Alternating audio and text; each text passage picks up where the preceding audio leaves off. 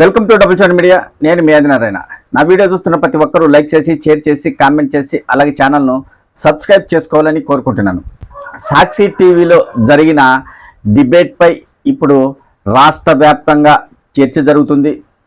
అలాగే మహిళలు పెద్ద ఎత్తున ఆందోళన, నిరసనలు వ్యక్తం చేస్తున్నారు.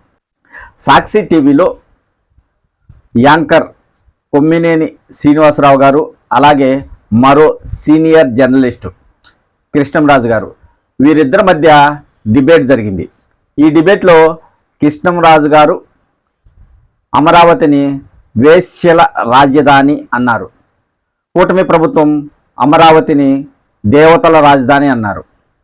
అయితే కృష్ణంరాజు గారు చేసిన వ్యాఖ్యలు చాలా అసభ్యకరంగా ఉన్నాయి అనేది అందరూ ఖండిస్తున్నారు. ఆయన వ్యాఖ్యలను ఎవరూ సమర్థించడం లేదు. ఆయన అలా మాట్లాడడం తప్పు అని సాక్షి మీడియా వ్యతిరేకించింది. అలాగే కొమ్మినేని శ్రీనివాసరావు గారు క్షమాపణ చెప్పారు, కృష్ణంరాజు గారు క్షమాపణ చెప్పారు. అయితే దీనిపైన రాష్ట్రంలో మహిళలు కావచ్చు, తెలుగుదేశం పార్టీ కార్యకర్తలు అందరూ సాక్షి మీడియాపై, జగన్మోహన్ రెడ్డిపై, అలాగే భారతిరెడ్డి గారిపై అనేక వ్యాఖ్యలు చేస్తూ నిరసన వ్యక్తం చేస్తున్నారు. ఖచ్చితంగా జగన్మోహన్ రెడ్డి సతీమణి భారతిరెడ్డి క్షమాపణ చెప్పాలని కోరుతున్నారు. అయితే ఇక్కడ జరిగిందేంటి? సాక్షిలో డిబేట్ జరిగింది. ఒక సీనియర్ జర్నలిస్ట్ అయిన కృష్ణంరాజు గారు అసభ్యకర పదజాలం వాడారు. అది కొమ్మినేని శ్రీనివాసరావు గారు అప్పటికప్పుడే ఖండించాలి, ఆయన తరువాత ఖండించడం మంచిది కాదు అనేది కొంతమంది చెప్తున్న వాదన. అయితే మేము ఖండించాము. ఆ డిబేట్లో ఉన్న కొమ్మినేని శ్రీనివాసరావుకు ఏం సంబంధం, ఆయన మీద ఎలా కేసులు పెట్టారు, కృష్ణంరాజుకు సంబంధం, ఆయన మీదే కేసులు పెట్టాలి కదా అనేది వైఎస్ఆర్ కాంగ్రెస్ పార్టీ నాయకుల వాదన. ప్రస్తుతానికి ఈ విషయంలో సీనియర్ జర్నలిస్ట్ అయిన కొమ్మినేని శ్రీనివాసరావు గారిని పోలీసులు హైదరాబాద్లో అరెస్ట్ చేశారు. అలాగే సాక్షి యాజమాన్యంపై కూడా కేసు పెట్టడం జరిగింది. దీనిపైన విస్తృతంగా రాష్ట్రంలో ఇప్పుడు చర్చ జరుగుతుంది. వైఎస్ఆర్ కాంగ్రెస్ పార్టీ నాయకులు మాత్రం కృష్ణంరాజు గారు మాట్లాడింది తప్పే, ఆయన్ను శిక్షించాలి, ఆయన పైన కేసులు పెట్టుకోవచ్చు, సాక్షి ఛానల్కు ఎలాంటి సంబంధం లేదంటున్నారు. కానీ తెలుగుదేశం పార్టీ కార్యకర్తలు, నాయకులు, ప్రభుత్వ పెద్దలు మాత్రం ఆయన మాట్లాడడం తప్పు, అందుకు సాక్షినే బాధ్యత వహించాలి అన్న రీతిలో వారు మాట్లాడుతున్నారు. దీంతో గతంలో తెలుగుదేశం పార్టీ నాయకుల మాట్లాడిన మాటల గురించి చర్చ జరుగుతుంది. వివిధ ఛానల్లో జరిగిన డిబేట్లపైన ఇప్పుడు వైఎస్ఆర్ కాంగ్రెస్ పార్టీ నాయకులు మాట్లాడుతున్నారు. గతంలో ఏబిఎన్లో ఒక డిబేట్ జరిగింది. ఆ సందర్భంగా ఒక నాయకునిపై ప్రస్తుత తిరువూరు ఎమ్మెల్యే కొలికిపూడి శ్రీనివాసరావు గారు చెప్పుతో దాడి చేశారు. ఆ సమయంలో ఏబిఎన్ డిబేట్ యాంకర్ వెంకటకృష్ణ అక్కడే ఉన్నారు, కనీసం ఆపడానికి కూడా ప్రయత్నించలేదు. అయితే కొలికిపూడి శ్రీనివాసరావును ఇక ఏబిఎన్ డిబేట్లకు పిలవమని అప్పట్లో వాళ్ళు చెప్పారు. తర్వాత మళ్ళీ కొలికిపూడి శ్రీనివాసరావును డిబేట్లకు పిలిచారు. మరి అప్పుడు కొలికిపూడి శ్రీనివాసరావుతో పాటు ఏబిఎన్ వెంకటకృష్ణ యాజమాన్యమైన రాధాకృష్ణ గారిపై ఎందుకు కేసులు పెట్టలేదు? అలాగే ఒక టీవీ ఛానల్ డిబేట్లో సినీ దర్శకుడు వర్మ గారి తల నరికి తీసుకొస్తే ₹1 ఇస్తానని కొలికిపూడి శ్రీనివాసరావు గారు అనడం జరిగింది. మరి ఆయన పైన అప్పట్లో ఎందుకు కేసులు పెట్టలేదు?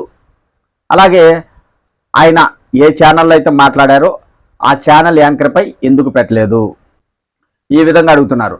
అదే కాకుండా టీవీ5లో పనిచేస్తున్న సాంబశివరావు సినీ పరిశ్రమలో లా ముండలు లేరా అన్నాడు. అయితే అప్పట్లో ఎవరూ దాన్ని ఖండించలేదు.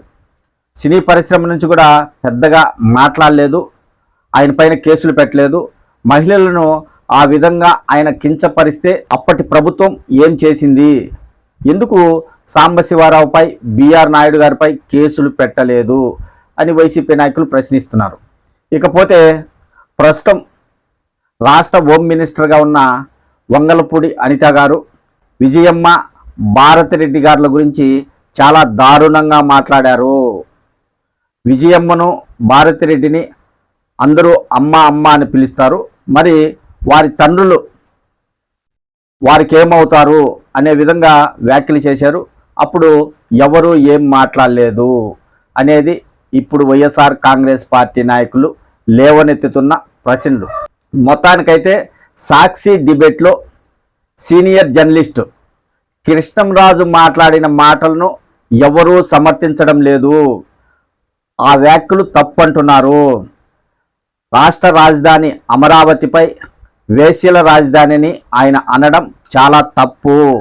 100% అది తప్పు. కానీ ఆ ముసుగులో వైఎస్ఆర్ కాంగ్రెస్ పార్టీపై బురద చల్లడానికి తెలుగుదేశం పార్టీ నాయకులు, ప్రభుత్వ పెద్దలు ప్రయత్నిస్తున్నారు అనేది వైసీపీ నాయకులు చేస్తున్న వాదన. ఇక్కడ కొమ్మినేని శ్రీనివాసరావు గారికి ఎలాంటి నోటీసు లేకుండా 70 సంవత్సరాల వయసు గల ఆయన్ను డైరెక్ట్గా ఆంధ్రప్రదేశ్ పోలీసులు వెళ్ళి ఆయనకు ఎఫ్ఐఆర్ చూపించి కనీసం ఇంట్లోకి వెళ్ళి ఆరోగ్యానికి సంబంధించిన మాత్రలు కూడా తీసుకోనికుండా అరెస్ట్ చేసి తీసుకురావడం అనేది చాలామంది జర్నలిస్టులు వ్యతిరేకిస్తున్నారు. మన రాష్ట్రంలో చాలా టీవీ ఛానళ్ళు ఉన్నాయి. అన్ని ఛానళ్ళలో డిబేట్లు జరుగుతున్నాయి. రాజకీయ నాయకులు ఇష్టారాజ్యంగా మాట్లాడుకుంటున్నారు. మహిళలు కూడా ఎలా పడితే అలా మాట్లాడుతున్నారు. మరి అలాంటప్పుడు అందరిపై కేసులు పెట్టాలి కదా.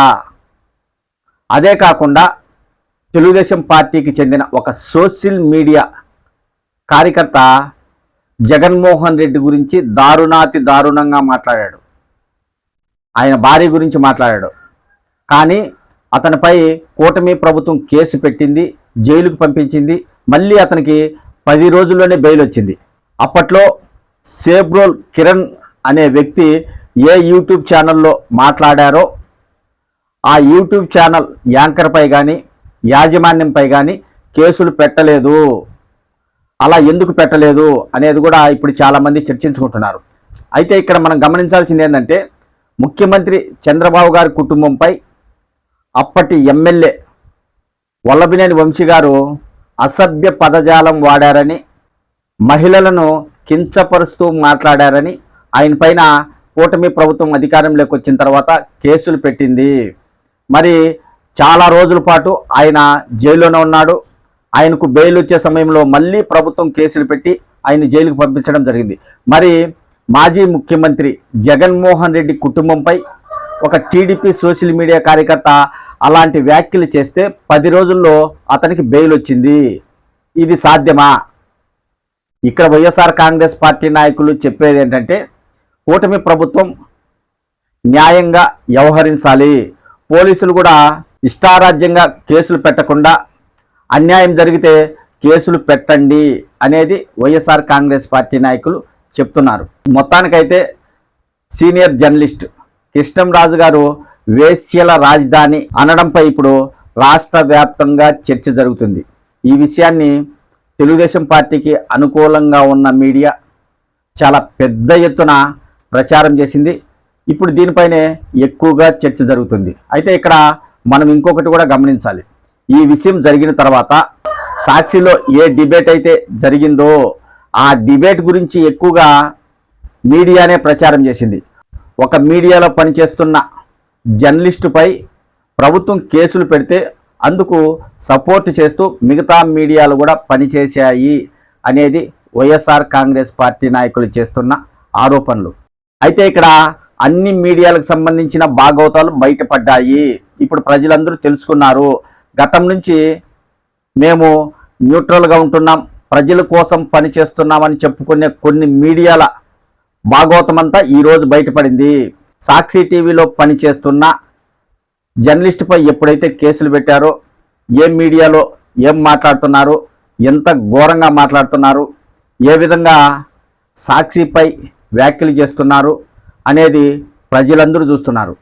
ఒక మీడియా వ్యవస్థపై ప్రభుత్వం ఆరోపణలు చేస్తూ జర్నలిస్టుపై కేసులు పెడితే మిగతా మీడియాలు సంతోషంగా అవి ప్రచారం చేస్తూ వారిని ఇంకా ఎందుకు బయటపెట్టారు, వారిని కఠినంగా శిక్షించాలి అన్న రీతిలో ప్రచారాలు చేస్తున్నారు. ఇప్పుడు సాక్షి వైఎస్ఆర్ కాంగ్రెస్ పార్టీకి సంబంధించింది అనేది ప్రజలకు పూర్తిగా తెలుసు. అలాగే టీవీ5, ఏబిఎన్ ఈటీవీ, ఆంధ్రజ్యోతి, ఈనాడు ఇవన్నీ తెలుగుదేశం పార్టీకి చెందినవి అనేది ఇప్పుడు ప్రజలు పూర్తిగా అర్థం చేసుకున్నారు.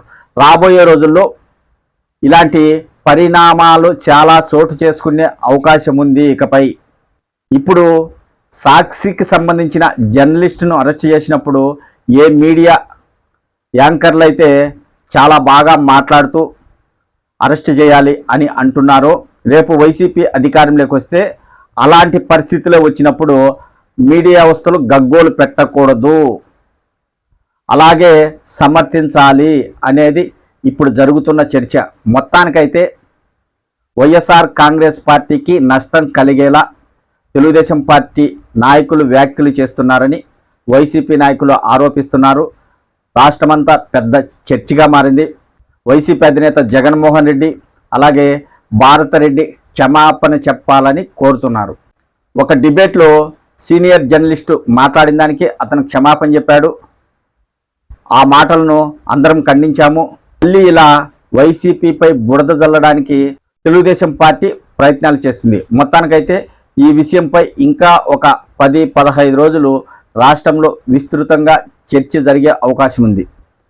సూపర్ 6 పథకాలపై ప్రజల్లో చర్చ జరగకుండా వైఎస్ఆర్ కాంగ్రెస్ పార్టీపై ఎక్కువగా ప్రజల్లోకి వ్యతిరేక ప్రచారం తీసుకొని పోవడానికి కూటమి ప్రభుత్వం ఇదంతా చేస్తుందని వైసీపీ నాయకులైతే ఆరోపణలు చేస్తున్నారు.